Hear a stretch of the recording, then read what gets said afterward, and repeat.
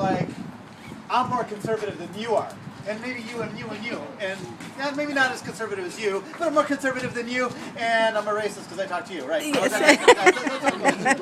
But the problem is, that's what I'm getting tired of seeing. We've become so fragmented. That's why we're losing things. We're, you know, there are libertarians, there's, Tea Party, Republicans, and there's rhinos and stuff like that. Sometimes we're going to need, we need as many conservative-leaning folks as possible. Ronald Reagan always said, it wasn't Ronald Reagan, it was William F. Buckley. He always said, I always support the most conservative candidate that can win. Yep. So, we got to stop getting these people up there like several Senate seats that we could have won in the last election, but these idiots have no idea how to talk about abortion. Woo! Yeah. There should be a simple message. I'm against abortion. Next subject. Move on. We aren't going to win ultimately on the social issues. A lot of these in a lot of states. It's good, bad, or indifferent. It's the way it is. We've got to get in the office. But we also have to focus on the local level. Local level school boards. We've got to start influencing school boards. You don't have to necessarily run for the seat, but get involved. Go to the meetings. Talk to people. Get the ear. Letters to the editor. Things like that. Get involved. That's what we can do because we're all involved in this. This is going to take time. We can't say, because we didn't get everything we wanted, we're not going to vote for a bill at all. Sometimes they have to vote for something that we don't necessarily agree with because they're getting a few things on there that we could have. It's better than not getting anything. We're moving a step in the right direction. This is going to take time to get rid of this thing. Ultimately, if we can defund it, we will. But ultimately, the best way to get rid of Obamacare to let it go. Is to show it doesn't work. Well, let it out there. Let people see what it is. Start getting the pressure. Then we can start electing more people that will actually lead the way. Enough people in the Senate. We need 60 votes in the Senate. This thing will not go anywhere until we have 60 votes in the Senate that'll vote for getting rid of it. It's the way it is. So we've got to start building that mountain. It might not happen in 2014. It may take 2016.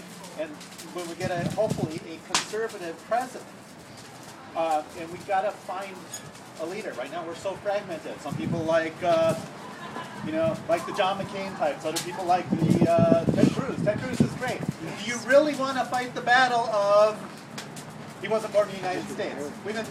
There's been a lot of talk about that with this current president. Do you really want to go down that road with somebody who literally was not born in the United States? Ted Cruz is phenomenal. I love that guy. I love his passion. He makes Reagan look shy. I love that. We need people like that. The only reason he failed is because he was the only one that had the courage to really fight this fight. Yep. We could have gained more ground if there were 10 Ted Cruzes. Where was Ron Johnson? The Tea Party elected him. Mm-hmm. Where was he? Yeah, granted, he voted against the bill because you know what? They didn't need his vote. A lot of people say, yeah, Ron Johnson did the right thing. I'm not so sure anymore. But nonetheless, we need to keep him there, and we need to start getting more conservatives in the Senate as well. If we do that, we got to stop focusing on what's wrong with this country. Everybody knows what's wrong. Everybody disagrees on how to make it right. But we got to start talking about messaging. What we have here is a failure to communicate. The only message they're getting in the inner cities right now is the Democrat liberal message. That's all they know. Because the Republicans have thrown them under the bus, in my opinion. They're going to say, a Republican's never going to win Milwaukee County, so we're not going to bother with them. When Scott Walker won that recall election, what was it, 25% or so of the votes that voted for Scott Walker came from Milwaukee County. Milwaukee County has sheer numbers. We only got 40% of the vote. What if we change it to 42%? 42% is thousands of votes. That could change an election. Look what an impact the Ron Paul supporters had in states like Ohio and Florida and that type of thing. Scott Walker won that recall because we showed up in such overwhelming numbers that cheating didn't matter. Yeah, we can blame the cheating all we want for this last election, and we know it happened. We can blame it all we want. Our people didn't turn out because we didn't give them an alternative. No positive alternative. Mitt Romney, we're going to get rid of Obamacare. Day one. Okay. Then what? It leaves a void. We need to do something. There was never a plan. What are you going to do? I always talk about the iPad. The iPad, the most brilliantly marketed product on the planet. By a liberal, ironically enough. But think about it. Steve Jobs never said what the iPad could do. It was always what you could do with the iPad. So we got to find our politicians, and we got to show the people what can we do with that politician in office. Focus on the positive message. Where are we going? John F. Kennedy, Ronald Reagan, and I'll say it to some extent, even like a Bill Clinton type. They always had a positive message out there. It was always our best days are forward. It was always I believe in a place called hope or that kind of thing. Obama tries it with hope to change, but we have a chance to have that positive message, because positive messaging brings positive thinking. We cannot win an election because we hate Obama. We proved it.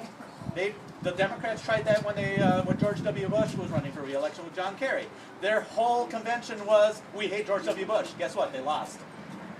Mitt Romney was, we hate Barack Obama. We know what's wrong, so if we focus on the good things, we can move forward. You know, Ronald Reagan was like, he got people to agree with him because he talked in common sense terms. Don't tell us, you know, if we change the budget by 2% and this and that. Nobody cares.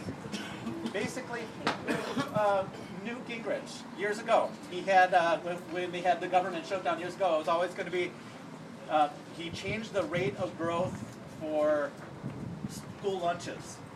Changed the rate of growth from 6% to 3%. Growth. But they painted it, he's taking food out of the mouths of children, blah, blah, blah, blah. But we kept saying, but we're changing the rate of growth. No, you say, we're growing the full school lunch program. It's all about messaging. It's all how we communicate that. And get in, talk to people you don't normally talk to. Engage them, and then they'll engage someone else. But do not try to change their minds. Give them the information. Let them change their own minds. Because if you try to change their mind, they're going to change their mind for 5 minutes, change it back 5 minutes later. But if they start thinking, wow, this actually kind of makes sense, the wheels will start spinning. Eventually you'll get that. Do stuff. Posting on Facebook works. My cousin in California, diehard liberal, wants to have a love affair with Sean Hannity now. It can happen. She would have been one I'd never, and sorry kids, she actually bats for the same team. So she is a conservative now because she looks at the concept and says, wow, this makes sense. It's simple stuff. So that's what we got to do. We are just a few people here. Now you guys have to go out and talk to 10 people. And have those people talk to 10 people. Arm them with information. If they have information, they'll get the message, they'll hear it, and get in to help people, help us with the big cities. Help us engage in the Hispanic community, the Black community, the big community, and anybody that'll listen. Engage. Don't just engage them because you're trying to target a certain demographic. Engage everybody. Because we're all in this. And if that happens, 2014, we can have really solid gains in the state assembly, things like that. And now part with this, you have to hold your own party's feet to the fire. People hate me for saying this, especially since I'm his stunt double. But Scott Walker, when you cut down to the quick, he is a career politician. He's doing the right things, sometimes under enormous pressure from us. Things like the exchanges, healthcare exchanges, he was on the fence. There should have been no reason he was on the fence. Pressure made him vote against the healthcare exchanges. That's how we do it. We have to hold our own people accountable. Don't think our own politicians walk on water because they have the R next to their name. Because we all know that doesn't happen. It's accountability all across the board. And when Dan Sebring gets into Congress, we'll hold you accountable as well. But that's the whole thing. Don't let it change you. Never forget, and I think that's what happened to Ron Johnson. It's hard to say. Business owner, that kind of thing. I don't think he ever had to work for anyone else in the past many years. I think he kind of forgot that he works for us. So we got to remind him, get out there, because he'll do the right thing, ultimately. But we need him to get vocal too and ask him to do that.